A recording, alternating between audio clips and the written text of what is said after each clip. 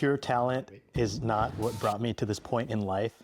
It was the compounding effect of being consistently good over the course of a decade. There's a very powerful potential you can leverage when you show up and put in the work day after day, year after year. That's Nick Bare in his new book, Go One More. Great motivational book. He can pretty much outwork everyone, but he talks about everything that goes into that and why he's done that over the years and how his motivation has changed over the years, going from trying to prove people wrong to trying to just prove himself right. I've definitely put on one of his videos in the background while working out over the past couple of years. He's popularized being a hybrid athlete by sharing his training, so his runs and weightlifting and his nutrition. So he'll do a lot of what I ate in a day videos. And I'll do that now as a much less jacked and slower person, but I'm running my own race, blah, blah, blah, blah, blah. Anyway, I'm on track. I'm down 3 pounds in 3 weeks and aiming for 15 pounds in 15 weeks. So first, training. The very human tendency to overcomplicate things draws people to complex models of the training process. In contrast, the overriding key message of this book is that the training process is inherently simple and is encapsulated in the cardinal rule: be consistent. That's Dr. Dan Cleather in The Little Black Book of Training Wisdom. So I'm thinking about that idea of being consistent. Last week I talked about picking a program. I've settled on the simplified GSLP. After reading through some Reddit recommendations, there's a balance of simplicity and consistency. If it's simple, it's easier to get started each day, less to think about. Taking too far, the workouts can be too boring. A quote I like from Brett Jones in Strong First is that you can do the same thing every day as long as you don't do the same thing every day. So the movements can stay the same day after day or week after week, but you need to have it progressing somehow. This program has the double progression, so you're able to progress on that top set, which is the heaviest set, or progress the number of repetitions on the bottom set, which is supposed to be as many reps as possible. So the way that keeps it interesting is that the first set is just trying to hit that weight goal.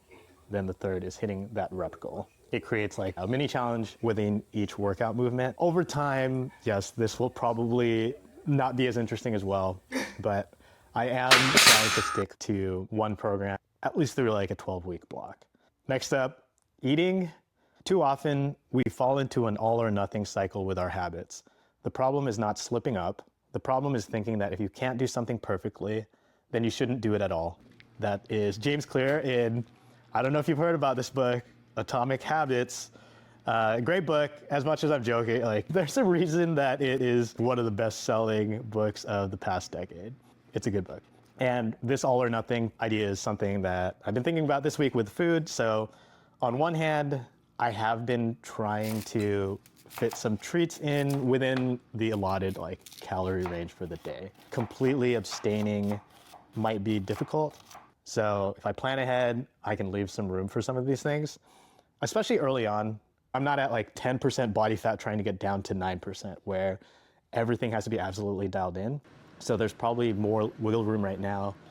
On the other hand, sometimes I do worry, like this is week 3. Maybe I'm slipping up already, looking for these replacements, looking for things like getting Halo Top in so that I could fulfill some ice cream craving.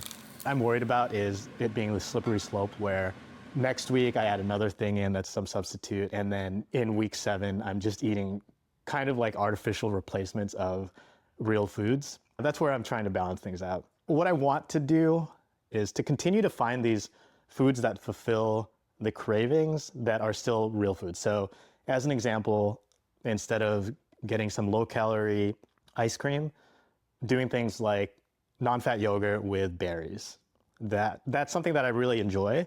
Next up, the mental side of all of this. Beware taking financial cues from people playing a different game than you are. That is Morgan Housel in The Psychology of Money. That's about money, but it definitely applies to fitness as well. This idea of understanding what game you're playing and then what game someone else has been playing. Even if you're in like, say, like the same game trying to achieve the same goals, just understanding how long they've been working at it. So I do mention Nick Bare like in the opening, but I'd die if I tried to follow his program like as it is today. He must be running probably like 7 to 10 miles a day, maybe like 5 to 10 miles a day or something like that. Yeah, I get a little self-conscious posting workout clips because I know my strength isn't there for internet standards. I try to remind myself I'm playing my own game.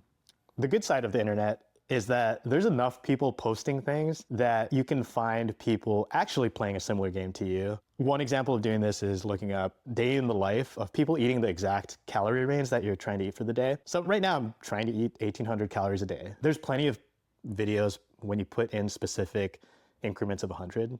I'm guessing if you do something from like 1,200 all the way up to 4,000, you'll get results. Then, of course, there's the ridiculous like 10,000 calorie challenges. These have been really good for getting ideas about snacks and different tactics people are using to get through the hunger pangs in the middle of the day, or what they do if they take a road trip. So what they do when they go to a social outing and there's dessert, what they do for the sweet craving or a craving for chips. Just different situations that they get into and what they do during those situations. I've just been inspired by the body transformations where the before pictures actually look similar to my body type, and also when it's not like an 18-year-old transforming their body through college, or where they're starting from like a very muscled state and cutting down. Just finding people playing the same game that I am or a similar one has been really helpful as far as just like the mental side of all of this. Last section, so walking. Your blessing in life is when you find the torture you're comfortable with. That's Seinfeld on the Howard Stern show, and further on he says, it's exercise. It's not eating the food you want to eat. Find the torture you're comfortable with. That's the end of the quote. And he's talking about writing comedy and then going through the world always like on, basically like looking at everything and then always just like trying to think of how he can incorporate it into his joke writing. I've done pretty well walking wise for the first 2 weeks. I was doing like 15,000 steps. Getting these steps in actually has been the easiest part for me compared to the weight workouts and keeping the nutrition dialed in. Walking this many steps, it feels like play in a way. The time melts away. Also, sometimes I'm literally playing games. This week I've been playing Doom: The Dark Ages. But for the most part, I'm not playing games. I do just also get a lot of writing and reading in. And then sometimes it is just watching random videos, checking the usual like Hacker News, whatever it is that I'll go through and hit refresh over and over. Something that I've kept in mind as well is that I don't need it to be a 60-minute block for it to be useful. If I have 15 minutes, 10 minutes, hop on the treadmill. I've been doing a lot of grocery orders, so I'll just hop on the treadmill and then do it there. Then, of course, there's still the non-negotiables of walking booster. I'll close with this quote from Naval Ravikant. Find what feels like play to you, but looks like work to others. So it looks like work to them, but to you, it feels like play. It's not work. So you're gonna outcompete them because you're doing it effortlessly. You're doing it for fun, they're doing it for work. They're doing it for some byproduct. To you, it's art, it's beauty, it's joy, it's flow.